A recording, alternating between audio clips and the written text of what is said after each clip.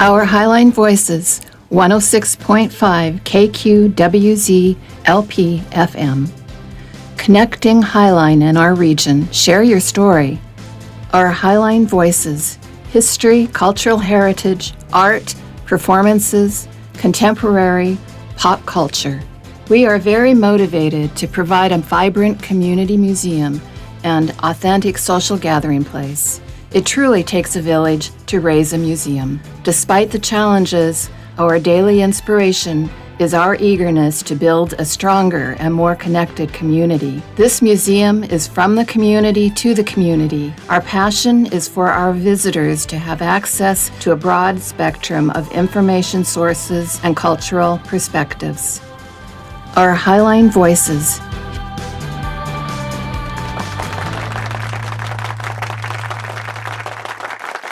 Hi everyone, this is Nancy from the Highline Heritage Museum, and today we have a really special guest. I say that in every interview, but because I truly believe each person that comes along is something that is special to share. We've known each other, Steve, for a few years, but I'm gonna let him introduce himself, and then really just kind of diving into who he is, what he does, and then just share all the projects that he's working with us. I'm just excited. I know that he's a fun person to be with, to have fun with, and to truly learn a lot from. The last time we had him here at the museum was with a presentation that he did, which I hope we'll talk about in a little bit. But no, it's a pleasure to have everyone back again. And once again, why are we doing this interview? Why are we doing this radio? Is to make sure that we are being inclusive, that we are reaching out to bigger audience, and that people with disabilities, people that have, transportation issues and so on, can actually be able to experience this. And so from that, I think we're ready. So Steve, tell us a little bit who you are and what you do, and then we can go there after that with your projects. Well, that's great. I'm happy to introduce myself, and I guess that means you're talking about yourself, which can be a strange thing. But thanks, Nancy, for inviting me to be here. And the museum is fantastic. This radio station, if you haven't seen it, you're up overlooking down into the museum. It's absolutely incredible. I want to broadcast live play-by-play of some museum event. That would be super fun. Okay. Anyway, it's great to be here. I'm local. I'm as local as you can get. I was born in the North Hill area, and then grew up through high school in Normandy Park. Have lived almost the rest of my life in the city of Des Moines in various locations. So really I'm 62, and I probably spent 5 years outside of this area. Okay. So super local, and I do a lot of different things. So my day job, what I've done for, over 30 years is I'm a lawyer, and I am an entertainment lawyer and an intellectual property lawyer, which means I do trademarks and copyrights and that kind of stuff, as well as entertainment law and business law, and work with a lot of startups. That's the day job. But I began in the 90s, had this idea, like a lot of people who get creative and, they're doing one thing and they're like, I've got a story to tell. And in the 1990s, I had this story to tell, and I loved movies, have always loved movies. That's been my kind of chosen art form. And I decided maybe it's a lawyer thing that you sort of get like, I can do that, no training or anything. I wrote a screenplay in the early to mid 90s. And lightning kind of struck. It was optioned, and all of a sudden I had somebody trying to, make this movie that I'd written. And I really thought, oh, this is easy. Like, I wrote one, okay, and something happened. I mean, it didn't get made, but it was like something happened. I got to go down to Hollywood. I got to get in a golf cart and go around a movie studio and pitch people. It was really kind of wild, right? Wow. And then, of course, reality sets in after that, and like nothing happened. And then nothing in the next script, nothing. So my creative sort of endeavor sort of kicked in there, and I got the bug because it was so much fun. So in addition to the lawyer thing, I stayed involved in movies and screenwriting, and just by way of, so to give the bio, I've actually, I think 4 feature films that I've written have been produced. So you could find them, but you'd have to look really hard. And I'm sure you've never seen any of them. and then lots of short form content and things like that. And that's what helped my law practice evolve into entertainment. I was doing this movie work and working in the movie industry as an indie writer and then indie producer. And so, I've been involved in movies kind of ever since the 90s. So in one way or the other. So like that, I ran a game company for 6 years, which you and I probably never even talked about before. Mm-mm. Nope. I designed a bunch of board games, and we became really big, really fast in Seattle, and then we ended up selling to a New Jersey company, so that I was out of the game business by 2000, and went back to practicing law, and that's where I stayed. And then kind of the third thing that's happened more recently, which I think we're going to spend some time talking about, is hopefully, like all humans, you get older and you start to realize what you should be doing or could be doing. And I've become really interested in our local history. Mm-hmm. Like, and I mean history, like hyper local history. And I even found that there's an academic word for people like me and probably like you who get excited about some little story that it's so local, nobody else has really cared about it, right? It's too small. And it's called microhistory. Mm-hmm. So I started finding these stories and actually worked with some nonprofits, starting to collect these stories and then actually tell them. And that's just kind of taken off. So I've kind of become someone who, finds a story and then kind of takes it deep and then, talks about it, sort of shares it back. And that really kind of dovetails, I think, with that whole screenwriting and storytelling Mm-hmm. thing. They really work together well. Mm-hmm. And so the project that you were referencing when you were kind of starting this off is I've been speaking for Humanities Washington, which is kind of a branch of the National Endowment for the Humanities. So they end up funding state organizations, and the state organization ends up funding. In our Humanities Washington has a speakers bureau, and they have like 36 speakers on it. And we all talk about different things all over the state, and the Humanities Washington pays all those expenses. So the idea is that people that maybe couldn't afford organizations that couldn't afford 10 speakers to come in, well, now they can't. They can have a speaker. So if you're up in Ferry County, Washington, and you're the tiniest little library and you don't have a budget, you can still have the same 10 speakers that they can have in Seattle, right? Mm-hmm. I think that's pretty cool. So I got involved because of a good friend of ours, Barbara McMichael. Mm-hmm. She said, you should do this. And I signed on, and I was fortunate 3 years ago to get signed on to the panel speaking about our Prohibition history. Roy Olmsted and Prohibition in the Northwest, and particularly in our area here in Des Moines and Berrien and, sort of South King County, which has been really fun. And we can talk more about that. You can ask questions. I'm actually signed on again next year for another hyper local story that I think your listeners and your patrons probably are familiar with. It's our local 1947 UFO story. And particularly, I am focusing on how that story, doesn't matter if you believe it or don't believe this UFO sighting, but that story caught fire from 1947, and it's now what we now know as the Men in Black. Everything that you know in Hollywood, everything you've seen on TV, the X-Files, all came from our little local story. Wow. And I think that's just great legacy stuff that we Absolutely. that you got to kick the rock and get underneath it, because nobody cares if we don't care about that local history. So looking forward for the next couple of years, we'll be talking about that. No, it's exciting. Yeah. And I know Humanities, we actually had another presenter before. And so we kind of introduced also a little bit about who Humanities is, Humanities Washington. And so now there's a wonderful organization. I really love them. If you guys are seeing me, love you. The projects that you've been working on with the micro stories. The micro histories. Micro story. I know that I like that title. You'll get used to that. Well, yeah. Well, it's because I know that it's also your association with the Tourism Authority, and so that is some of the stories that they use for that. And so, the micro history is, and I think that's the essence also what we do here. We're trying to make sure that we pick on those stories, and that's what we're so excited about this radio too. Is another opportunity, another format that we're sharing those really individual stories. Up when coming back to you again into your career, there's a lot of things I don't know about you, and obviously we known each other for a few years, and we exchange about what was happening in the present, but I have never really. I never knew that you actually had all these experiences. I see you as a lawyer, but I see you as a briefly of the projects that we exchange, and that I've seen your work all around. But no, it is really cool that you actually have that experience of writing and seeing your work. And if you have any links you want to share, maybe we can put them under the description, because this will be in a YouTube channel. And maybe under it, if people want to connect with you or get more information, we can put that Perfect. as a part of the description. Sure. And that way, people, if all those nobody can find movies that you were referring to, maybe we can have a little link if you have one. I can give it to you and post it afterwards. It's easy. It's my company that I do all my creative stuff under is called Quadrant 45. One word, Quadrant with the number 45.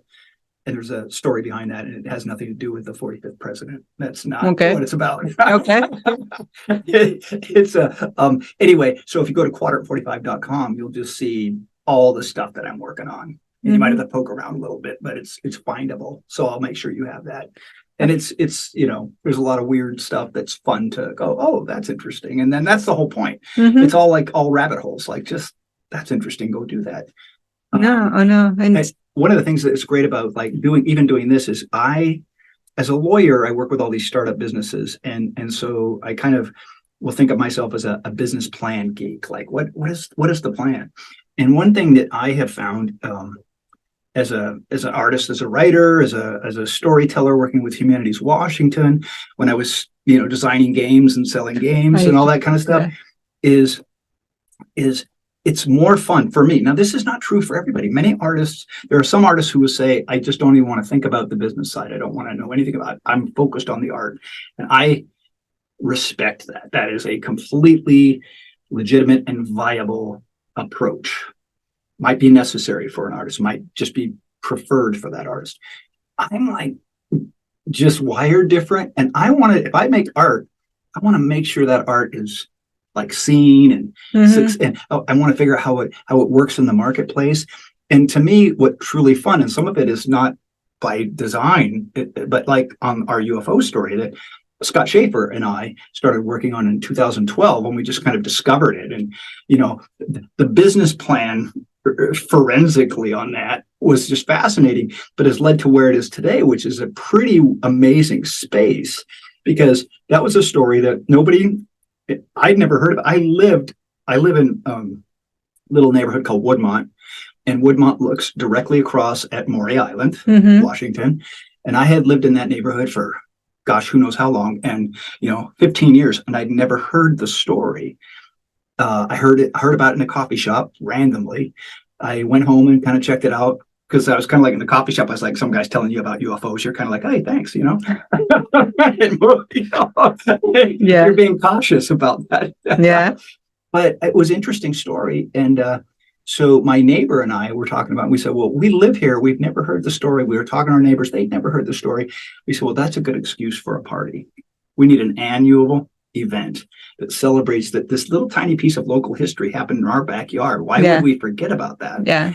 And so the Maury Island Incident Historical Society was born, and its signature event has now taken over the name Burning Saucer. So once a year on June 21, the anniversary of the 1947 sighting, we have a giant party in our neighborhood, and it ends with, kind of like Burning Man, ends with the burning of a saucer that's been created each year by my neighbor. And it's unveiled and marched around, and we have music. I mean, it is a community celebration, and that was super fun. Scott Schaefer came to the very first one, kind of randomly. We didn't know each other that well at that time. We knew each other, but we didn't know each other well.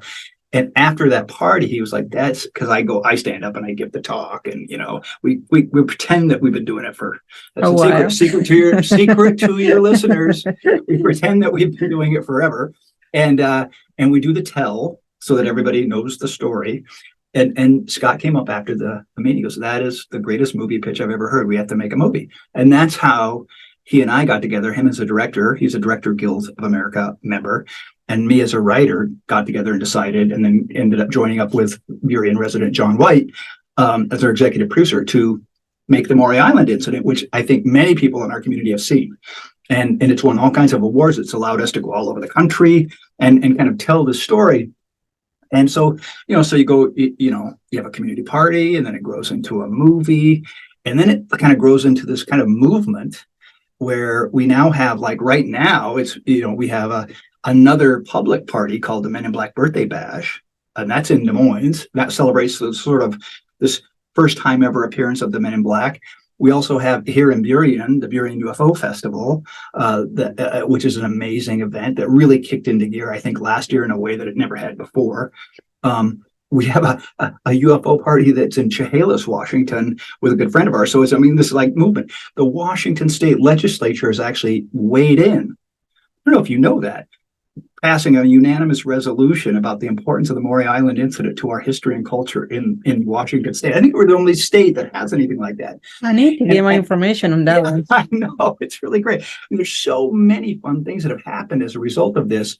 We do have a UFO tour. Oh, but this is where the business fun part comes in, because it is, while it's kind of art and history and humanities and fun, well, when you do that right, all of a sudden, like the tourism bureaus get excited. They're like, we need to publicize this because we want, if you have such a compelling story in your community, then we can tell that story. Yeah. And we can bring people to your community. So all of a sudden, this art starts to mix up in a really healthy way with commerce and community. And that's what gets me excited. Like, I like putting all that stuff together and see if we can make it work. And it's been really, really fun to see that with the Maury Island story.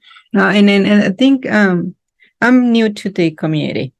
I mean, I've been working with the organization for more than 18 years, I think, and I spent years in the collections and looking at the history and processing it. So I'm a little familiarized with everything. Not everything, some segments, but it still is so fascinating. And I'm so attached to it because I've already been investing so many hours and a big chunk of my life already onto the history, local history. And so to me, it's absolutely fascinating. From someone that has just migrated into the area and then really diving into, all the fascinating stories that needs to be told. So thank you. Thank you for bringing that out. Thank you for making it relevant, to touch and to connect with people. And I think that's one of the reasons why we do this museum as well, is how do we connect people? How do we make sure that we actually listen to each other? And how do we share those really unique stories? So thank you for that. We'll go back to that in a moment because but I got my attention about games. Oh. And so I see that you have the practical game, the practical brain, the business brain, the creative brain, and then you got the fun brain because it's the projects that you're working on, they're really, really fun. And then on top of it, you have this game production that took place. I know that you are no longer doing it, but your essence, in a way, is really, you had the business mind while you had the creative at the same time. And then not only the creative, because you can create art and projects, but you are taking it to a point where it's fun. It's like, this is now, Well, that's exciting. Yes. I mean, that's not the painful part. That's actually the fun part, is to figure out, can the experience be something that other people enjoy as much as I do? And I think that's a bar you'll never meet. I mean, if you're having fun doing what you're doing, no one else is going to enjoy it as much as you do, right? But you want to have them have that same level of entertainment and same level of fun, and it's fun to aspire, I think, to that for sure. The game thing that we've never talked about before was a company called Front Porch Classics. And I had made, by the way, you described me as a man with like 4 or 5 brains. Great horror movie pitch. Great pitch. Sounds good at one point, then it goes bad, right? It goes really bad. I had made for a Christmas present for my daughters. They were 7 and 4 at the time, and I just wanted to do something different. And I had this idea: I'm going to make this pirate themed game. And in my head, I was going to call it, because of, if you remember the movie The Princess Bride, there was a famous character, the Dread Pirate Roberts. And I always liked the name, the Dread Pirate Roberts, the Dread Pirate. So I said, well, I'm just going to call it Dread Pirate, and it's just a pirate themed game where kids can play. But I wanted to make this game like super attractive, so it took me almost a year and a half, 2 years of, we'd be on vacation, and I'd be at all the little shops, looking at like, oh, that could be the chest for the game, or that could be the Wow. box, or that could be Wow. the map. And so it took forever to collect it. And it's the original. I still have the original. It's in this golden chest, and and all kinds of craziness. So I make this game for my daughters. It's fun. We have a great time. We're playing a game that we made. I end up meeting some entrepreneurs, and they are starting, turns out, guess what? A game company in Seattle. And what they're marketing is coffee table games. In other words, they want to make games that are really high-end games, with made of metal and wood and things like that. And I knew them from other contexts, and I brought my game in. They said, come on in, bring your game. And they were just like, oh my God. Like they didn't care what the gameplay was like. They were just like, it's so beautiful. And so anyway, I was actually taking a year off. I had, had the good fortune to be able to, I was like, I'm going to take some time off. I'm not going to practice law for a year. I'm going to really sort of figure out what I want to do. I'm blessed I can do that. Really blessed. I made it 7 weeks because I met these guys and they had this new company. And I was like, I want to help. I want to be here. So I just don't pay. I'll volunteer. Right. So I joined them and it just kind of took off. And we ended up, I don't know how many dozens and dozens of games we launched and raised a bunch of, venture capital. It turned into a big business thing. Wow. So it took 3 years. We brought games out the first year, but it took 3 years to get Dread Pirate out in the market. And it was the game of the year in 2003. Yeah, Dread Pirate. Our game was on like the Today Show. It was on everything. It was the Family Fun magazine, which was Disney's magazine at the time. It was their game of the year. We got to go back to the FAO Schwartz in New York for the awards, and that's the one that's in the movie Big, where you get to dance on the piano and stuff. It was really a fun experience. And so anyway, and then that was it. We did a 6-year stint in the company, and then we merged it with a New Jersey company, which then went bankrupt. So not all entrepreneur stories end up well. I was glad I wasn't anywhere close to it when that happened. But anyway, we need to get Dread Pirate in here. So I was going to say, I mean, where's our pirate exhibit? Well, I'm looking at it. Highline Pirates. That's exactly what I'm looking at. You see that flag right up there? You see the pirates right up there. Well, let's donate a signature first edition copy of Dread Pirate to them. That will be amazing. But more than that, I think it would be fun to let kids play, not necessarily game, but like, can you recreate a life size of that game? My problem is that my brain goes all over the place. Now I'm not going to put you. See, good. Yeah, I don't want to put a pressure on you or anything like that. But let's talk after this and see if there's any way that we can actually have people play the game. And then I don't know the format. I've never seen it. We went to Key West one time with the game. Okay. That was hard duty, right? That was hard work because they're having one of the biggest pirate festivals, reenactor festivals. And what we did was we set up picnic tables and games so that kids could, and all the pirates dressed up could play together. So maybe it should be a Seafair event, and we get the Seafair Pirates to come in. In fact, the Seafair Pirates did some stuff with us during the day. That'd be super fun because we're not selling the game anymore. It's just having the fun. But we have plenty of copies that we can get, and it would be super fun to do something like that in the community. Well, I would love it because it brings the game back to life. Well, a couple of years ago, that was my Halloween outfit. It was I was a pirate. I love pirate. I think it's one of the outfits that I choose the most when I'm dressing up. It's just a pirate. I love it. It is like the male version of it. No, I think that a pirate is. See, you do have the fun spirit, and I think we need that. And I think we underestimate the importance of it. I mean, even in health, we need to be healthy, and one way to do it is to truly have the balance of everything and being able to have something exciting.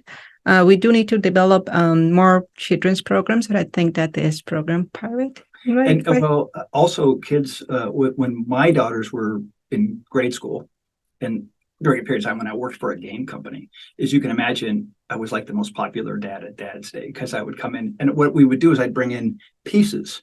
This is the thing that people underestimate kids all the time. So we bring in big whiteboards and markers, and then little marbles and dice and things. And talk about how games work to the kids. Like some games you just roll and move, and some game, we just going to talk about it. And then let them make games and take them home. No, they went nuts. It was really fun. That's a really fun project. I think I need to be mindful because it's getting me way too exciting, this game component. I think you're in trouble with me right now. After this, I don't know what I'm gonna do, but I do like games, and we'll go back to I want to be respectful of the other side of why are we here too. And you have Humanities Washington projects. We want to invite community members. We only got 15 minutes or so in the interview. And maybe we should do another segment, just some games. So, but the idea is to the projects that you are doing. One thing that I see in common in everything that you be sharing is presenting it to the public. Almost even your lawyer work is all about your public engagement and how you are connecting with the public. As a lawyer, a little different, but it's still like all from this, writing to creating the games to having this micro histories, having this need to bring out those unique stories and really fascinating ones. Bootlegging to me, it was so fascinating. I did an exhibit. I think that's how we connected actually, because it was around the time frame period. I know I did an exhibit, I don't know, 2012 or 2014, and it was around bootlegging. And and I remember going through 200 plus oral histories, going and reading through them and see who is sharing something about this. And then I did an exhibit at the CTEC City Hall, and then after that we did this Depression era exhibit that was a little larger, and on that one we also brought up all the bootlegging stories into the public. But I think that was my first connection with you. The two of us started to talk about that, and then obviously, you go to Seattle. Like if you go to the Smith Tower, you read about that same topic and you see all this. And then when you did a presentation, which was super fun, we had some people dress up in 1920s. We want to do again. Oh yeah, we actually even have a conversation. I think December 5th is open, by the way, and it's repeal day. So it's probably too soon. Oh, my sweet friend, you're telling me right. Like 3 months ago. I should have talked about it 3 months ago. Well, let's do this. What we can do is I'm disorganized because I'm done with this talk at the end of the year. That's true. And moving into the next one. So I've been like not thinking about it as seriously as I usually do. But we'll figure it out. We should do it again. with 1920s. I really want to. We had an idea. Distillery sponsor. We need a distillery to come in. So you guys, you're listening. We are brainstorming a project for you to come and truly enjoy this. We want to do a 1920s. Everyone dress up. We want to bring drinks. We want to have fun with music too. And we have a mystery that I don't think we solved it. Remember, we worked on it at the presentation when I was here, and it's the location of this underground. Roy Olmsted, the big bootlegger, had a ranch in Highline, which we don't know where it was. And I believe it's called the VLA Ranch. And we talked about it at the talk because I found the newspaper articles about it. And the description of this was amazing about this ranch where he was storing all of his bootleg liquor. It was his warehouse. It was his kind of Costco warehouse, was that he had created an underground cavern. And so the description in the newspapers when they found that is stunning. And I always thought, gotta find it. Did you find it? I remember that we do have a video on social media where one of my volunteers came in and she found some information and shared it on public, but it's on the social media. And I don't remember exactly the details of that one, but stories, mysteries is just a little tip on the iceberg to just keep digging deeper for that. No, I really like just enjoyed talking to you and being able to how do we have fun with the community and how do we share the stories. So that's one. And then the one, the UFO, there's another one. And I'm hoping that we can I know for sure. I don't know exactly when and how we're going to be aligning with people in general, because we do have the festival here in Burien too. Right. If we're going to do it during the festival, we need to talk to everyone who is involved in that and make sure that they're okay with it. And then if not, we can just do during the year. Do it in the spring, late spring or something, because that would be before all those events, which would be ideal for all of those events because we're talking about it, telling the story, and then people can go, oh, hey, I want to go to the Men in Black birthday bash or Bufo or these other events. I think that would work great. Yeah, I remember one time there was we were in the old storage facility in SeaTac, It was really bad. It was a really scary, creepy place. That's how you met me. It was a creepy place. And so I spent hours and hours by myself in that location. And so there was a time where there was a group of four people that came in dressed up as a black men and wanted to do it was a film competition, and they wanted to do a film in the for the festival. And it was fun because they will find weird artifacts in our collections. So like, whoa, that looks like UFO. Oh, that looks like UFO. And then from after that experience, I saw the collections completely different. It's just like like a UFO storage facility and government hiding things. And anyway, so that was fun. And I do hope that you continue. I hope it's not like, okay, I'm done with Humanities Washington. I'm done with this. I think that the storytelling, the power of that, be able to share to the public and being able to truly, like the fascination. I can see you being fascinated by something. Why did I use that term? Because I'm fascinated by what you're doing on the different elements. Because again, you have a really rich, a really, really interesting stories to share, especially now you being local here in Highline, in the Highline area. Do I dare to say what is next, or is still on the progress? Well, you dare, yes. Okay. I'm right now, because the new panel is starting up for Humanities Washington. I'll be telling this 1947 UFO sighting story for a couple of years around the state, and talking and just for clarity, I always say this because I come at it from a historical perspective. Mm-hmm. My excitement and fascination is sort of like, oh my gosh, all this cool stuff was happening in 1947. And what I mean by cool stuff, I'm talking about context. I'm talking about the Cold War was going on, mm-hmm. and just getting started. And, and we had all these new agencies like the CIA, and the FBI and J. Edgar Hoover at the height of his powers. And they're all fighting about all this stuff that's happening in the United States where people think they're seeing UFOs. And it's called the Summer of It happened. It's a great period of history, and it's wacky.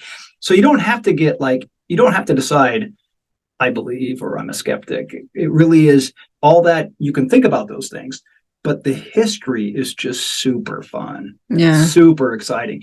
And that's what gets me, the FBI records and all, it's just tragedy. People died, planes crashed. I mean, I'm not kidding. This is a crazy story. And the history is just really, really fun and worth knowing if this is where you grew up, or this is where you live. This is our legacy. And then we have a lot of fun with that story, and we will over the next 2 years with others who kind of want to claim the legacy. That's become part of the talk, because what's happened is as I was researching and preparing and doing talks like this on this subject, what I was finding is other communities have sort of said, we are the community that was the creator of the Men in Black concept. And it clearly isn't true, but they're actually monetizing it. I mean, they're actually my goodness. So it's actually kind of a fun thing to think. So it kind of takes, I love history and it's a fun story, but it takes it into a larger, more interesting context, about people going, well, how do we use history? How do we monetize history? When should we say that's not true? Right? I mean, really, this fun topic ends up with all these really cool things to think about that we actually deal with today in much more serious contexts. So anyway, yes, we must do it here. No, well, you share with everywhere. I don't think it's only one location. I think the many locations you can, the better. But yeah, we'll be, I don't know how, but we will be doing it here in that presentation. So that's for sure. Talking about history, I know time is limited, but talking about history, I've been inviting, I'm in the museum field for almost 20 years. And so I have my other museum family. And so I've been inviting curators and directors from around the state, and I just have to talk about it. And so we do have the discussions about what history is and how complicated that is. I mean, if it was art, it's so much easier. It just talk to the artist and the bio and the pieces, and there you go. But when it comes to history, it's so complicated. I'm going to give you one. It's scary, and I'm not going to tap into it because this is a completely different ballgame, but it gives you an idea of how complex history is.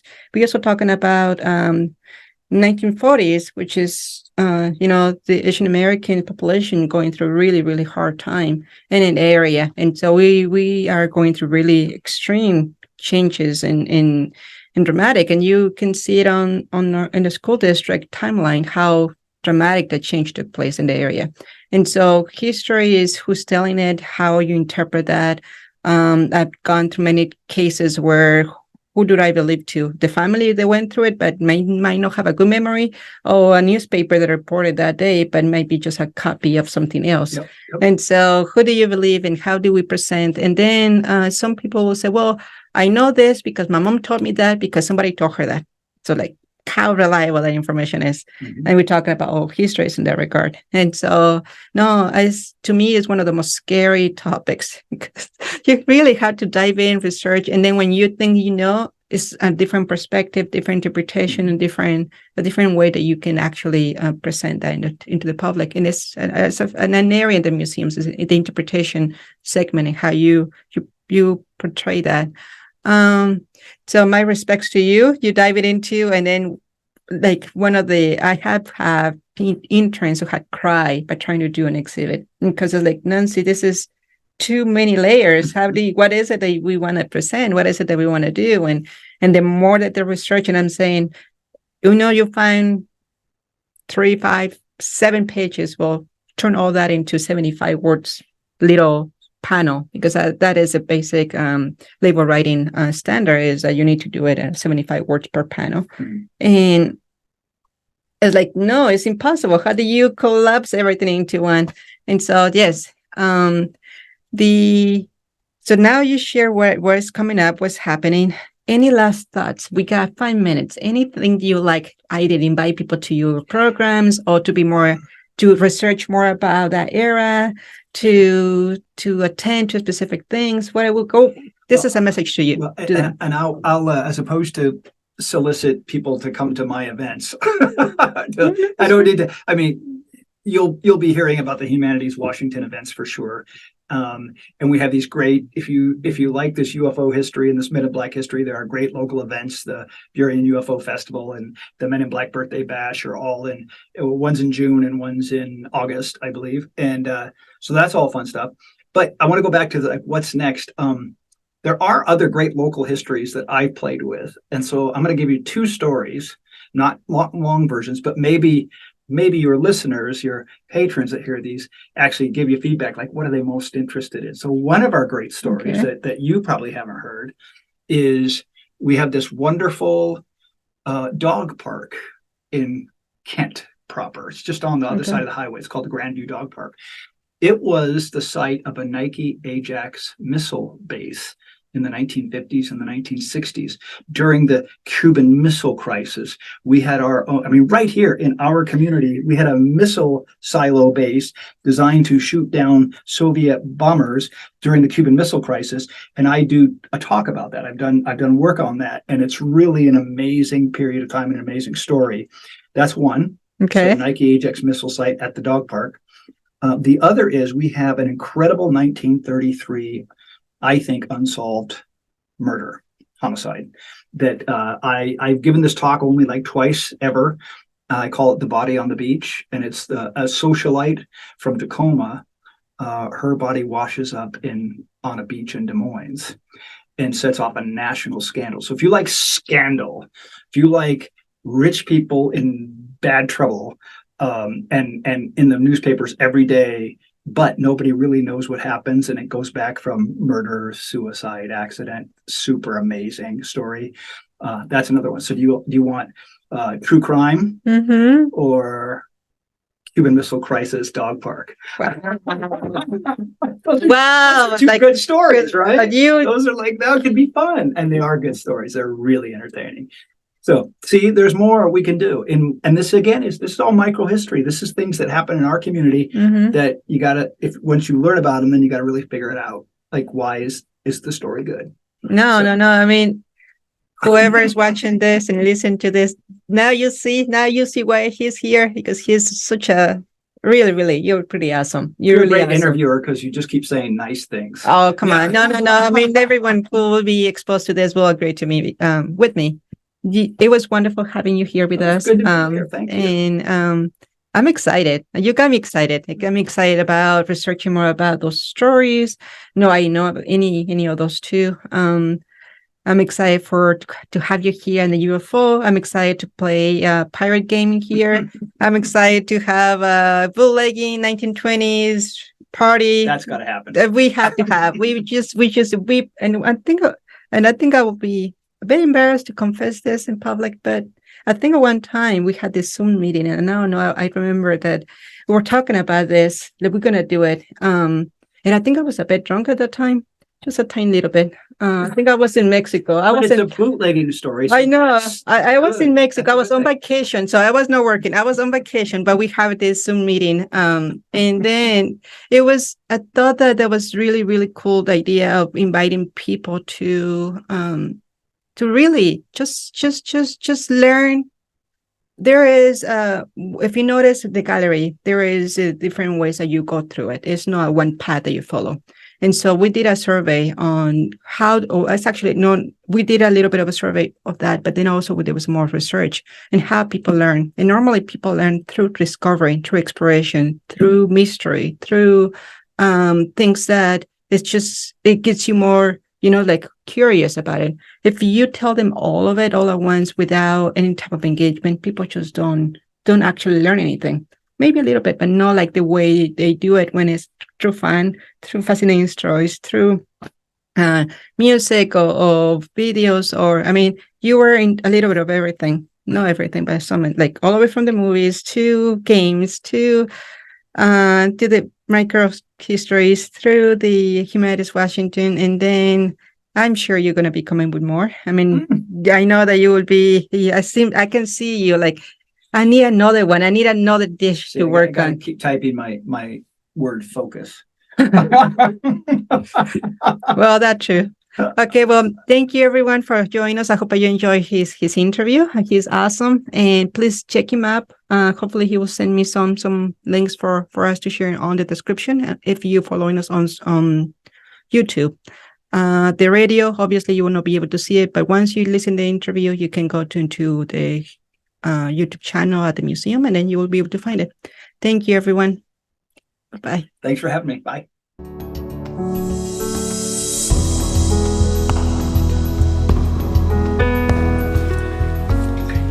Our Highline Voices, 106.5 KQWZ LP FM. We envision ourselves sitting at a round table where no one is the leader and stories are heard respectfully, regardless of gender, age, sexual orientation, disabilities, or ethnicity. We want to embrace our differences and similarities. We are creating a place where visitors can connect with the stories and each other. Our mission is, we collect, preserve, and tell the stories of the Highline region and its people. We want to extend our mission outside the walls of the museum. Our Highline Voices represents us all, honoring our past, celebrating our present, and uniting to cultivate our future. This project allows us to reach out to demographics who might be unable to visit the museum. People with disabilities, low-income families, people who don't trust museums, and more.